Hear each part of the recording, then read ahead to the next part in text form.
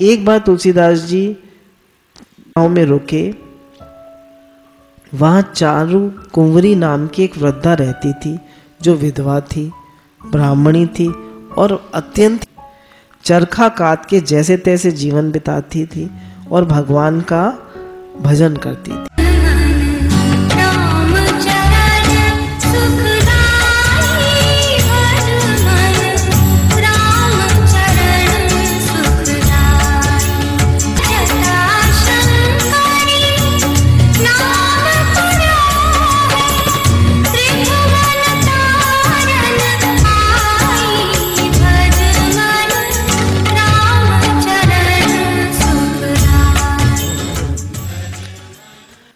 अब ये ब्राह्मणी जो थी सिर्फ चरखा काट कर अपना जीवन निर्वाह करती, बहुत गरीब थी और भगवान का भजन करती रहती थी। और तुलसीदास जी को उस गांव में किसी ने वेलकम नहीं करा और किसी ने पनाह नहीं दी। खाली इस गरीब ब्राह्मणी ने, जिसके पास खुद खाने को नहीं था, उसने उनको अपने घर ठहराया। विधवा ब्राह्मणी थी तो बड़ी दया में, कोई अतिथि मिल जाता तो स्वयं न खाकर उसे खिला देती, इतना बड़ा दिल था उसका। संत सेवा में उसका बड़ा भाव था, जो भी कमाती उसमें कम से कम में निर्वाह करती। और हम क्या करते, हम तो खर्चा रुपया, आमदनी अठन्नी। तो हम लोगों का उल्टा है। वो क्या करती थी, इतना कम उसके पास पैसा होता था, फिर भी उसमें से भी बचा लेती थी और उसे क्या करती थी, संत सेवा में लगा देती थी। तो संत सेवा की बहुत महिमा बताई है। उसी सेवा के प्रताप से तुलसीदास जी भी उसके अतिथि हुए। इतने बड़े संत कैसे अतिथि हुए? उसने बड़े प्रेम से उनका आदर सत्कार किया। बुढ़िया की दरिद्रता तुलसीदास जी से छिपी न रही। उनका हृदय दया से पिघल गया और उन्होंने उसे वरदान दिया, माता, मेरे राम जी की इच्छा है कि तुम आज से गरीब नहीं रहोगी। जिस वस्तु पर हाथ धर दोगी वह अक्षय हो जाएगी, फिर तो उसमें से कितना भी खर्च करोगी कभी घटेगा नहीं। तुलसीदास जी ने उसकी जन्मों जन्मों की गरीबी दूर कर दी। तो भगवान की तरफ से तो गरीब थी, पर संत की कृपा से, तो संत की कृपा इतनी बड़ी है कि वो हमारे लेखे जोखे को भी काट देती है। अगर गुरु भगवान किसी पर प्रसन्न हो जाए तो उसके सारे दुख टल जाते हैं। संत किसी पर प्रसन्न हो जाए, सच्चे संत हो, तो उसके सारे दुख कट जाते हैं। संत व भगवान में चारों पदार्थ देने की सामर्थ्य होती है, धर्म, अर्थ, काम और मोक्ष। कहा गया है, गंगा मैया पाप तो नष्ट कर देती हैं, चंद्रमा ताप को दूर कर शीतलता देता है, कल्प वृक्ष गरीबी दूर कर देता है, किंतु संत सेवा से ये तीनों ही चीजें, पाप, ताप व दरिद्रता दूर हो जाती है। नाभा जी जिन्होंने ये सारी भक्तों की कथाएं लिखी हैं, तो उन्होंने संत सेवा और भगवान के नाम पर बहुत जोर दिया है। इस बात पे बहुत जोर दिया है, दो चीजें तुम्हारे जीवन में होनी चाहिए, एक तो भगवान की भक्ति, भगवान का नाम, और दूसरा संत सेवा। तो संत सेवा क्या करती है, हमारे जीवन के पाप नष्ट कर देती है, जितने भी ताप दुख होते हैं वो नष्ट कर देती है, और गरीबी दरिद्रता भी दूर कर देती है। अगर हमारा काम नहीं चलता तो लोग क्या करते हैं, काम नहीं चलता, नौकरी बढ़िया नहीं लग रही, तो दुखी होते रहते हैं।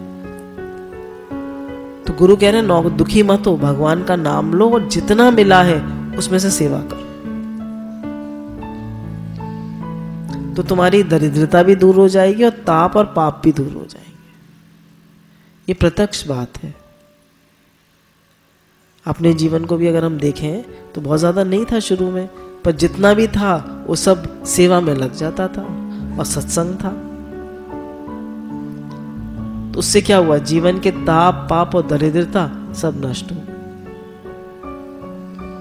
सारे गुरु भगवान के शुक्राने और सारी गुरु भगवान की कृपा है। श्री रामचरितमानस बाल कांड में तुलसीदास जी ने सत्संग महिमा का वर्णन करते हुए कहा है, गति मति करती भूति भलाई, जब जेही जतन जहां जेही पाई, जो जानब सत्संग प्रभाहु, लोकहु वेद न आन उपाऊ।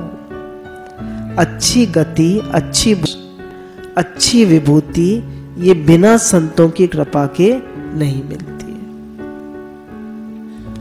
कहने जीवन में अच्छी गति, अच्छी बुद्धि, अच्छा यश, अच्छी विभूति, जब तक संतों की कृपा ना हो, भगवान की कृपा ना हो, तो कुछ नहीं मिल सकता। ना तो हम नाम जप कर सकते हैं, ना हमारे जीवन में कोई ना दुख दूर होते हैं, ना कष्ट दूर होते हैं, और न ही हमें भगवान से प्रेम होता है।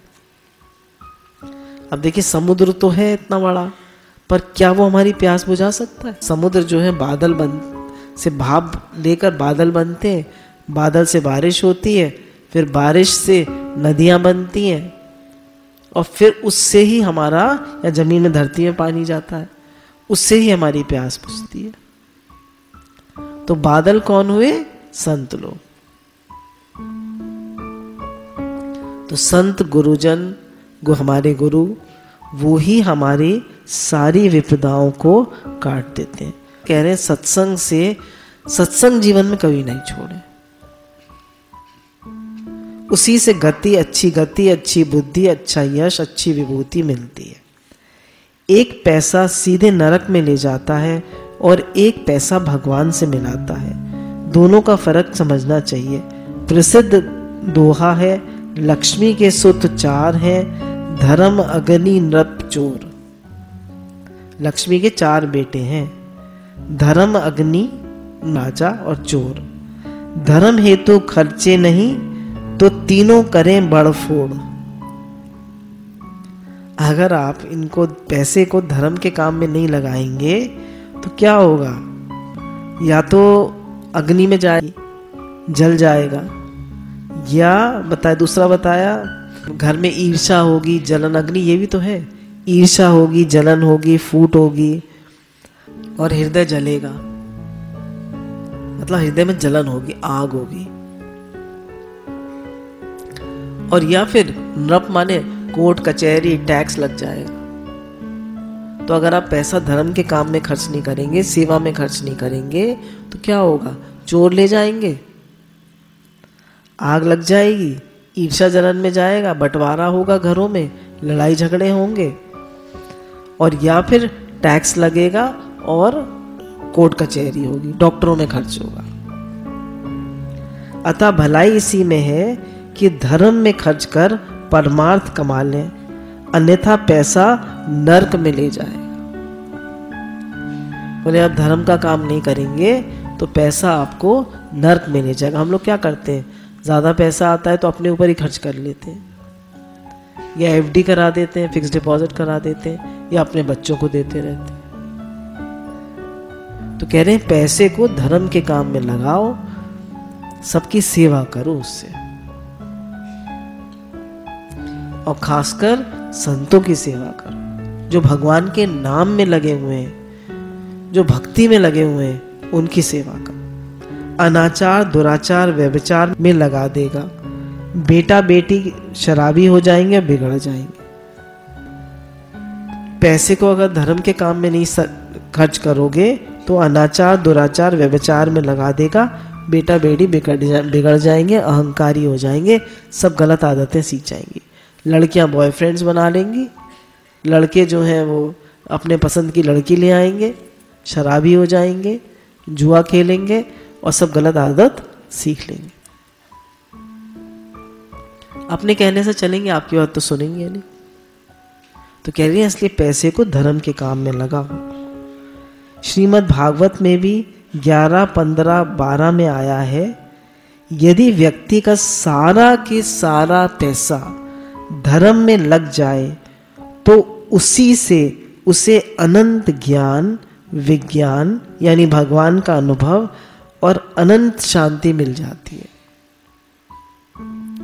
अगर सारा की सारा पैसा उसका भगवान में लग जाए, सबकी सेवा में लग जाए, भगवान में लग जाए, तो कह रहे हैं उसी से उसको अनंत शांति ज्ञान मिल जाता है और वैराग्य आ जाता है और भगवान का अनुभव हो जाता है। यदि व्यक्ति धन को अपनी आसक्ति में यानी भोग में लगाता है तो उसका परिणाम मृत्यु होता है। सारा पैसा भोग में लगा दिया तो अंत में मर के चले जाएंगे।